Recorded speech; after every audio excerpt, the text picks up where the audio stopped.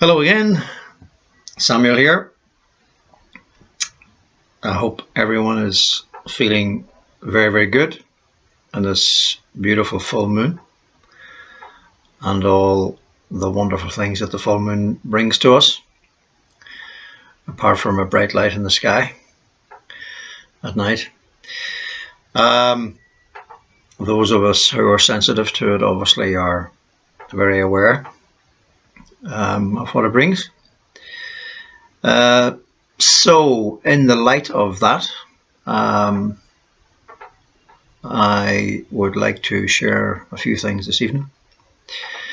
But before I do so, what I would like to do is, you may recall in a previous video, we started off by a very short meditation, the mantra, relax, I am within, the 4 words.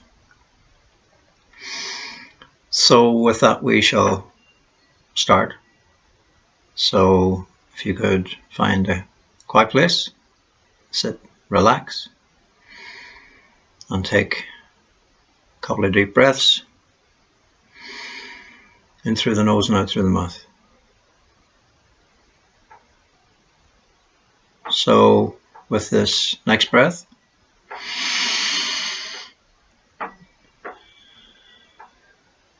relax, relax, relax, relax, relax.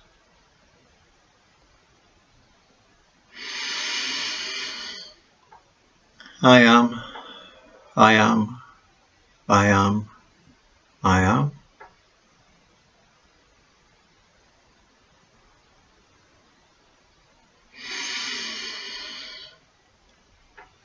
Within, within, within, within.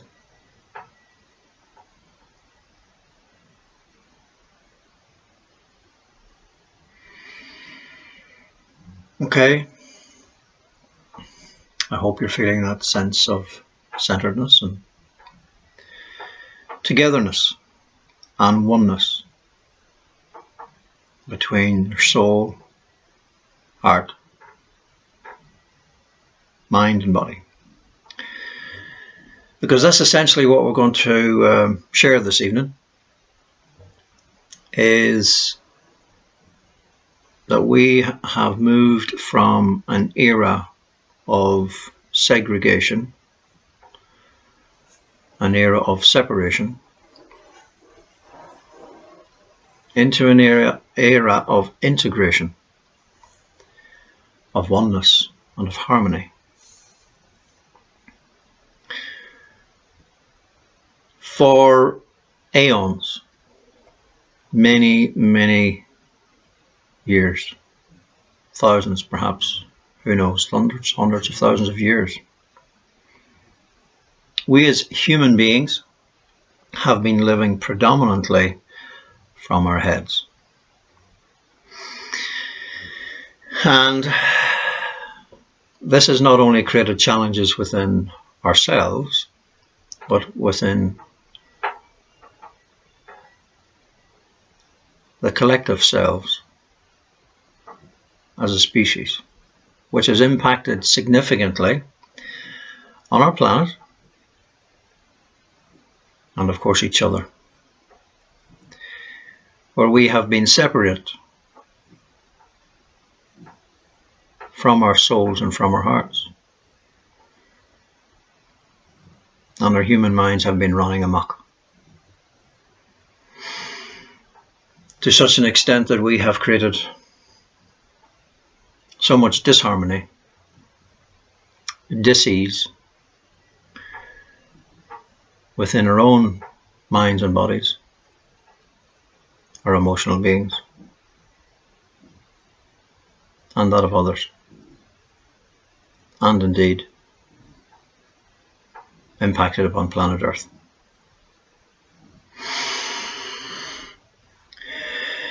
So we're having to shift. The Earth is shifting,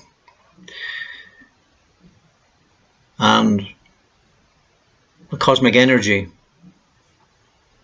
increased electromagnetic energy, is impacting our planet, our Mother Earth, and is impacting you and I.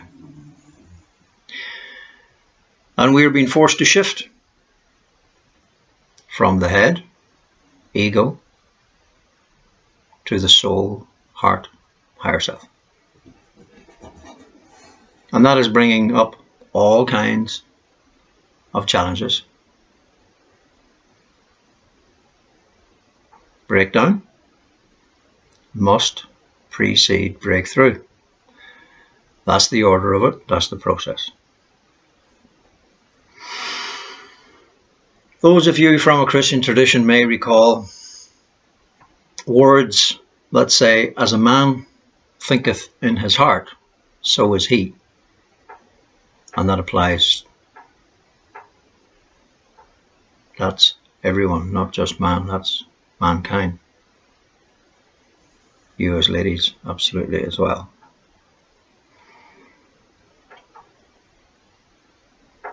And the heart is the seat of love, as we know. And when we think, stroke, feel from here, from the heart, the head, as we have discussed before, or shared before, is no more and no less than a tool for the expression of the soul and the heart. So that which we think, say, and do is an expression from our inner selves, i.e. our hearts. So we are coming from a place of love and not of fear. So I'm going to make this very, very simple. Our heads are given to fear, are given to negative thought, destructive thought patterns about ourselves, about each other, and about our world. Every thought we have has a vibrational output. We are emitting, with every thought, a vibrational output. And that which we send out comes back.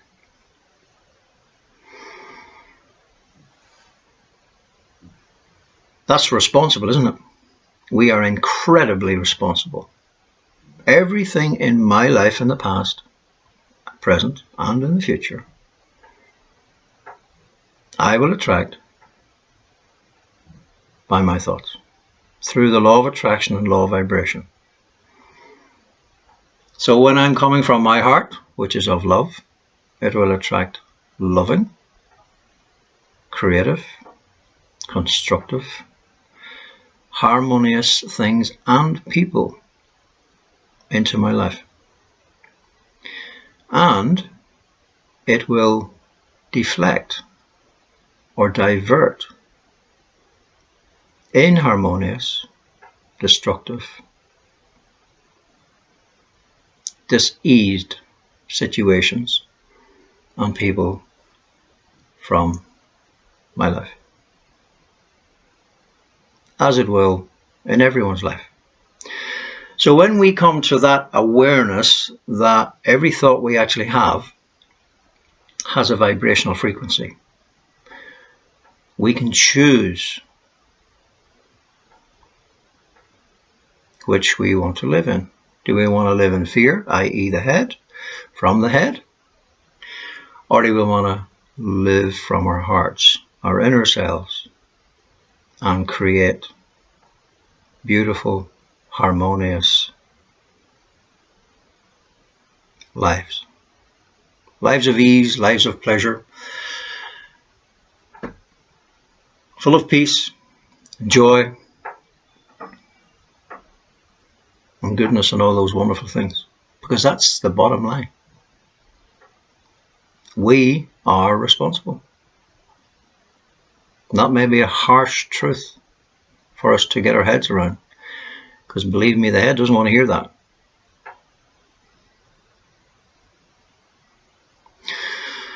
So, change your thoughts, change your mind, change your world. Change my thoughts, change my mind, change my world. That's it. Okay. The world that we have been subjected to for the last aeons is known as a 3D world. In the 3D world, if we can recall, we talked in the past about the I am diagram, which is on my website. And at the core of the I am diagram, there is the I am. Then we have the soul is the layer around that. Then we have the heart, the mind, and the body. So, the 3D world that we've been subjected to has been a head running the body, and the head has effectively cut itself off from the soul and the heart. So the soul and the heart can no longer communicate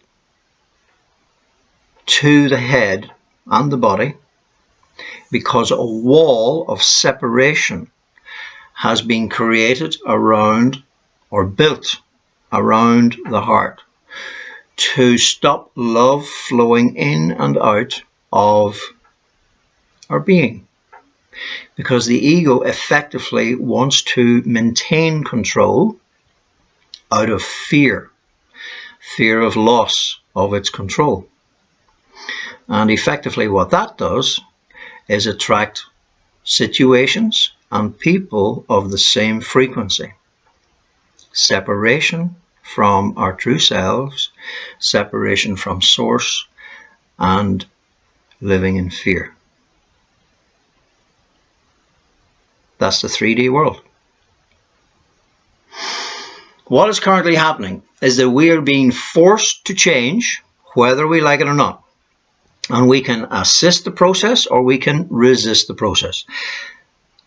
Take it from me, it's much better to assist the process, because resisting the process will create more pain, more drama, more challenges. Assisting the process, it'll be a whole lot easier for us and those around us too. This process of change, when we're going through it, what the change actually is the heart, or the soul and the heart, beginning to communicate through to the head and the body. In other words, it's now like a two-way conversation, where the soul and heart is communicating to the mind, and of course the mind actually is wanting to rebut. It's going to say, no, you will not gain control. I am in control. The ego wants to maintain control. So is a thing called civil war. Some of you may understand and relate to what I'm talking about. I certainly do. I've had it. So the ego that has been running our lives for so long does not want to release and let go. However, that which we feed the most will become the strongest. And that's where meditation comes in. That's where doing that which makes our heart sing, whether it be walking in nature, whether it be listening to music of inspired origin, whatever makes us feel connected to our inner selves.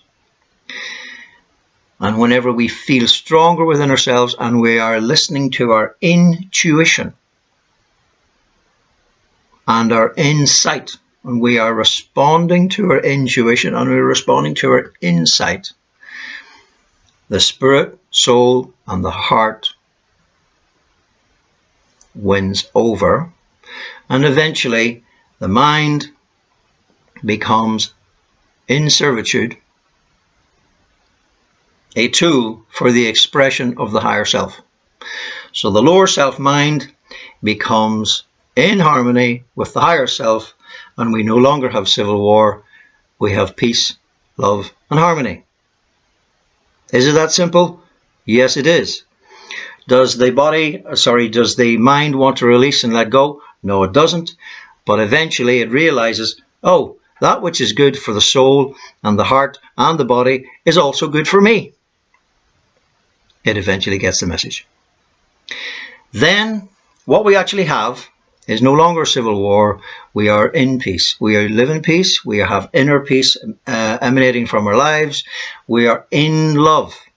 In love. In a subsequent video, I'm going to talk about relationships. We'll not go into it now tonight.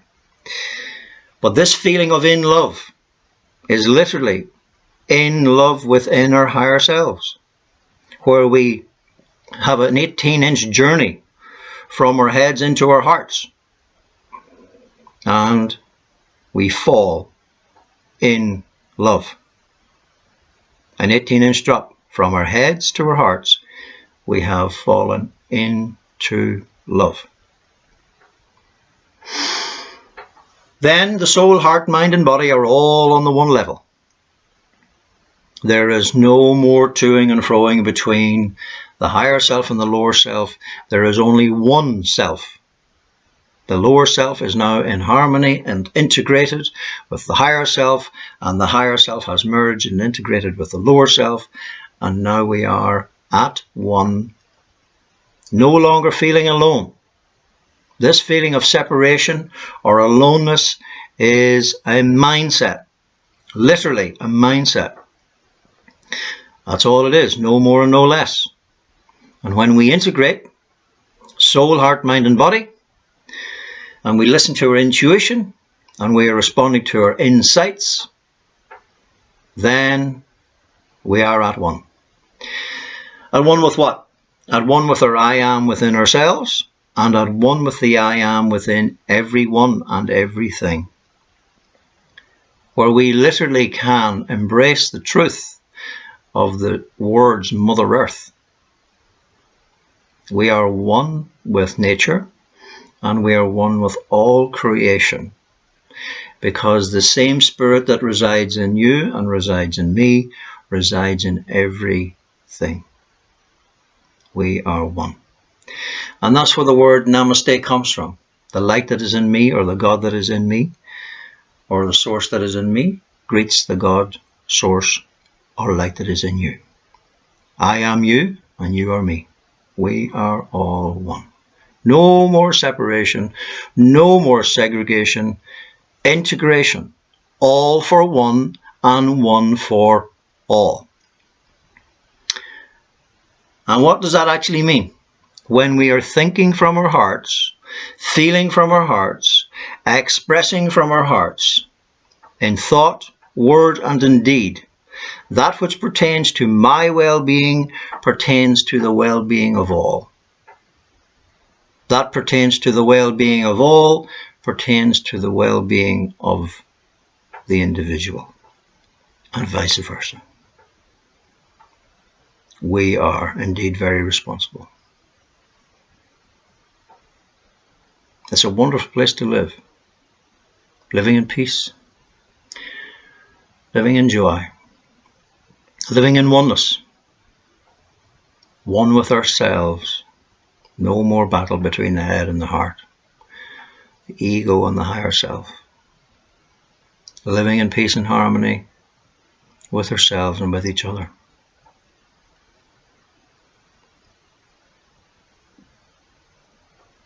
What I desire for myself, I desire for you.